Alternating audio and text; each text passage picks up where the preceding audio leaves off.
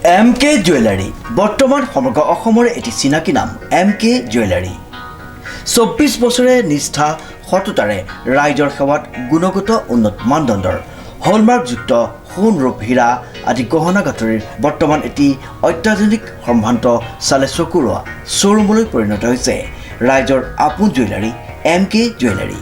বিয়া বাৰু জন্মদিন বা অন্য কোনো বিশেষ মুহূৰ্তত আপোনজনক যদি সোণ ৰূপ হীৰা বা অন্য যিকোনো গহনা উপহাৰ দিব বিচাৰে তেন্তে MK জুৱেলাৰীক সদায় পাব আপোনালোকৰ কাষত। প্ৰিয় গ্ৰাহকসকলৰ যদি সোণ ৰূপ বা তাম আদি গহনা গাঁথৰিৰ কোনো সমস্যা থাকে তেন্তে আমি আমাৰ নিজা কাৰখানাত ততাতৈয়াকৈ গ্ৰাহকৰ সুবিধাৰ প্ৰতি লক্ষ্য ৰাখি তৎক্ষণাত সমাধা কৰোঁ। আপোনাৰ মৰমৰ পুত্ৰ বা জীয়ৰীৰ শুভ বিবাহৰ বাবে আমাৰ শ্ব'ৰুমত হলমাৰ্কযুক্ত বিয়াৰ সম্পূৰ্ণ গহনা পোৱা যাব উচিত মূল্যত আৰু উচিত মানদণ্ডত।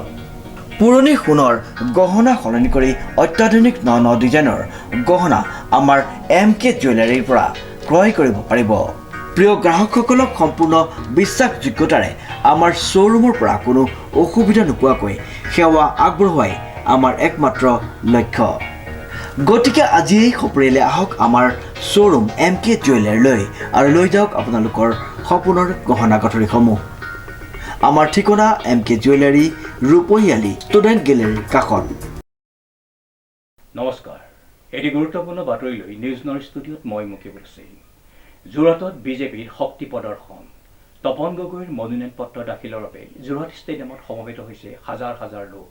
উপস্থিত ডক্টৰ হিমন্ত বিশ্ব শৰ্মা। নিউজ নৰ এক বিশেষ প্ৰতিবেদন। যোৰহাটত বিজেপিৰ শক্তি প্ৰদৰ্শন, তপন গগৈৰ মনোনয়ন পত্ৰ দাখিলৰ বাবে যোৰহাটত সমবেত হৈছে হাজাৰ হাজাৰ লোক। উপস্থিত আছে মুখ্যমন্ত্ৰী হিমন্ত বিশ্ব শৰ্মা। উল্লেখযোগ্য যে যোৰহাটত বিজেপিৰ শক্তি প্ৰদৰ্শন, তপন গগৈৰ মনোনয়ন পত্ৰ দাখিলৰ বাবে যোৰহাট ষ্টেডিয়ামত সমবেত হৈছে হাজাৰ হাজাৰ লোক। উপস্থিত আছে মুখ্যমন্ত্ৰী ডক্টৰ হিমন্ত বিশ্ব শৰ্মা। আজিতো আপোনালোকে দেখিছে যে জাতি ধৰ্ম বৰ্ণ নিৰ্বিশেষে আজি হাজাৰ হাজাৰ লোক ওলাই আহিছে। মই সকলো লোকলৈকে মোৰ তৰফৰ পৰা আন্তৰিক মই ধন্যবাদ জনাইছোঁ, কৃতজ্ঞতা জনাইছোঁ। আৰু মনোনয়ন পত্ৰ হৈ গৈছে। মই মাননীয় মুখ্যমন্ত্ৰী মহোদয়ৰ উপস্থিতিত, আমাৰ কেশৱ মহন্ত ডাঙৰীয়া উপস্থিতিত, ৰামেশ্বৰ তেলী ডাঙৰীয়া উপস্থিতিত মনোনয়ন পত্ৰ দাখিল কৰিলোঁ। আৰু এতিয়া আজি আনুষ্ঠানিকভাৱে মনোনয়ন পত্ৰ দিয়া হৈ গ'ল। এইকেইদিন আমাৰ প্ৰচাৰ কাৰ্য চলি আছে।